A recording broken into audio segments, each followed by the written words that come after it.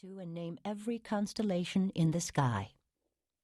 A dozen years after the Haddan School was built, a public high school was erected in the neighboring town of Hamilton, which meant a 5-mile trek to classes on days when the snow was knee-deep and the weather so cold even the badgers kept to their dens.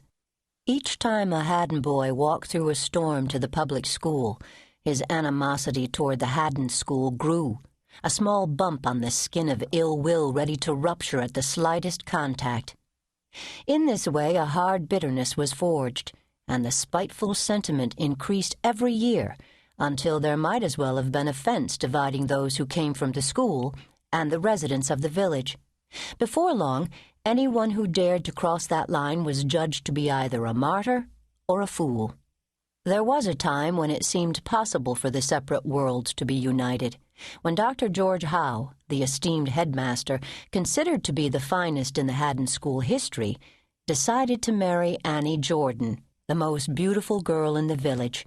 Annie's father was a well-respected man who owned a parcel of farmland out where Route 17 now runs into the interstate, and he approved of the marriage. But soon after the wedding, it became apparent that Haddan would remain divided. Dr. Howe was jealous and vindictive. He turned local people away from his door. Even Annie's family was quickly dispatched. Her father and brothers, good, simple men with mud on their boots, were struck mute on those few occasions when they came to call, as if the bone china and the leather-bound books had robbed them of their tongues. Before long, people in town came to resent Annie, as if she'd somehow betrayed them. If she thought she was so high and mighty in that fine house by the river, then the girls she grew up with felt they had reason to retaliate, and on the streets they passed her by without a word. Even her own dog, a lazy hound named Sugar, ran away yelping on those rare occasions when Annie came to visit her father's farm. It quickly became apparent that the marriage had been a horrid mistake. Anyone more worldly than Annie would have known this from the start. At his very own wedding, Dr. Howe had forgotten his hat, always the sign of a man who's bound to stray. He was the sort of person who wished to own his wife without belonging to her in return.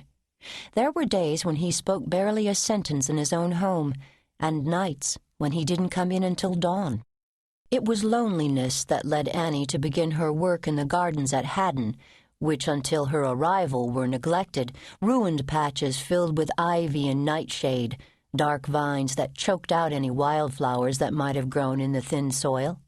As it turned out, Annie's loneliness was the school's good fortune, for it was she who designed the brick walkways that form an hourglass and who, with the help of 6 strong boys, saw to the planting of the weeping beeches beneath whose branches many girls still receive their first kiss.